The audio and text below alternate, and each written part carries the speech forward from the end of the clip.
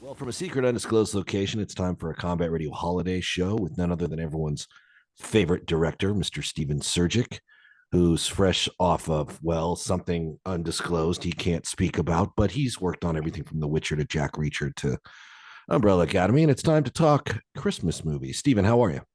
I'm great. Thank you for having me once again. It's a delight to be here. Yeah, it's always nice to see you, my friend. You're the busiest guy in town. I'm hoping to see you in person this holiday season, but right now, Zoom will have to suffice. Everything good? We watched a couple of Christmas movies, you and I. We picked Yes, we did. Elf and, of course, Die Hard, which is a Christmas movie.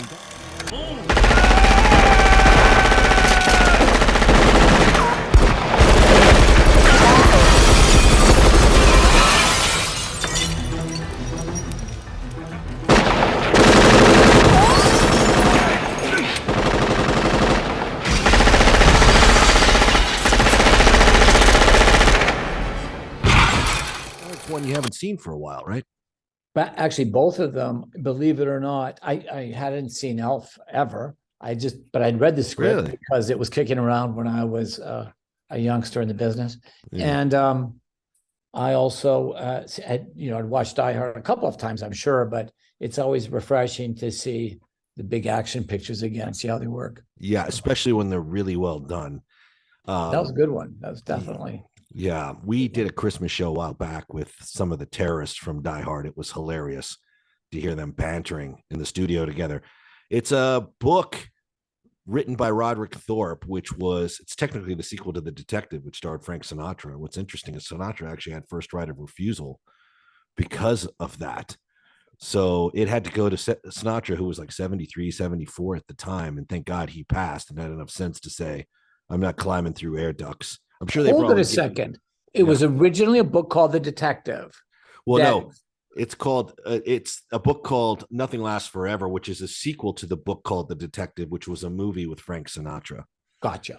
And so Frank had first, I get it. So he had first right of refusal. And famously, that was the movie he was doing while his wife, and then he sued his wife on the set of Rosemary's Baby. So little lineage to Die Hard. But it had to go to Frank Sinatra, and they probably gave him a real rough script saying you're going to have to jump through fire and fall off buildings. And he probably looked at it and said, I'm not doing that. I'm going to sit back and drink my Jack Daniels. And then it went to everyone in town, right? Famously, it went to Clint Eastwood, Arnold Schwarzenegger, went to everybody before Bruce Willis landed a $5 million paycheck to do it. Nice job. At the time, $5 million was making people nervous. What did you think seeing it again after all these years? And it is, in fact, a Christmas movie. I don't care what anybody tells me. It was a Christmas movie, and I think that it was. It holds up. That's my first. That's my first take on it. I think that that he was a good call. He was a good choice. Bruce Willis. I remember watching Bruce Willis in Moonlighting. Right. Now, did this come before or after Moonlighting? There's conflicting stories. Some say he shot this at night while doing Moonlighting during the day. Other reports or production reports say that Sybil Shepherd got pregnant and they had 11 weeks leave. Probably a little of both. But yeah, he was working on Moonlighting at the time, and he was, they kept him out of the initial marketing push because they didn't want people to misinterpret it as a comedy. The casting's excellent in it. Those guys that the name of the casting director escapes me, but whoever put that final cast together is just unbelievable. It's just so funny. From Theo, the limo driver, to the, everybody in the was back good. seat. Yeah. Everybody was good. And I don't know exactly how you can do that because it was John, how do you say, McTiernan was the director? McTiernan, yeah. And I don't know if it was him or who was involved. Like, he had to have a say in the casting. But this was an early movie of who was the villain? What was his name? Hans Gruber, played by Alan Rickman, his first movie. Actually. Alan Rickman's first big movie. I would like to know how he got that role and what he played before it. What was that? I heard he was seen on stage doing Dangerous Liaisons by Joel Silver, and they loved him. But he also was not first. He was not the first choice for that. I'd heard it gone to Sam Neill, who had played Satan in one of the Omen movies, and Sam Neill was up for Bond during the Living Daylights phase. So but it's an interesting movie because at the time it was so original. The trapped in a skyscraper trap situation with killers trying to kill you. and it's just absolutely brilliant. And now you've seen it 100,000 times, but at the time we were kind of blown away by it. I think that I think, they say that, Christmas movies are about hope, and they always are selling hope, and they're kind of somehow they're offering everyone involved in the cast sort of a new angle on hope. Right. And in this case, it's about a divorced couple, right? Mhm. And at the end they get together again, so there's hope, for the relationship. And there's there's hope for the people that, that there's hope that these people are going to resolve their problem. Right. Some of them don't. Some of them just perish.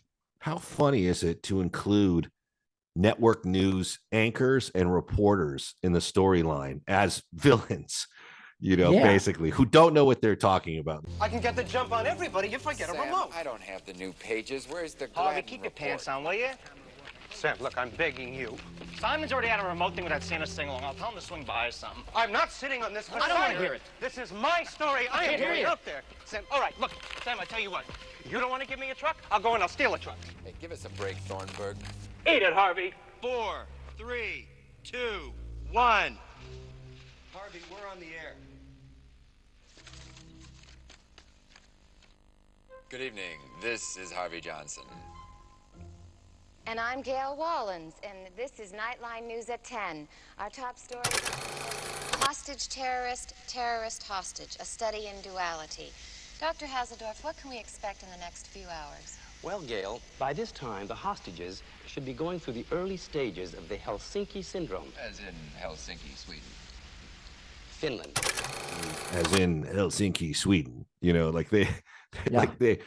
That's the classic anchor trap, right? The pontificate during an emergency, like just talk, so Yes. it's not dead air. And it's like, I'm sick of these hostage crises. It's like when you see a police chase. It's like, Sally, I once owned a BMW 530i, the same one this assailant is using now to go down the 405. Right. And, They just they were talking about terrorist, existential, me or you, terrorist. There's sort of all these sort of questions about being a terrorist when that was a take on the sort of ignorance of the news Right. reporters, and it was good. It was a good take, and it I was liked good. And, I liked it too. Your road to redemption is paved with tombstones. No quarter, kill all masters. Go to noquarterkillallmasters.com. Rated R.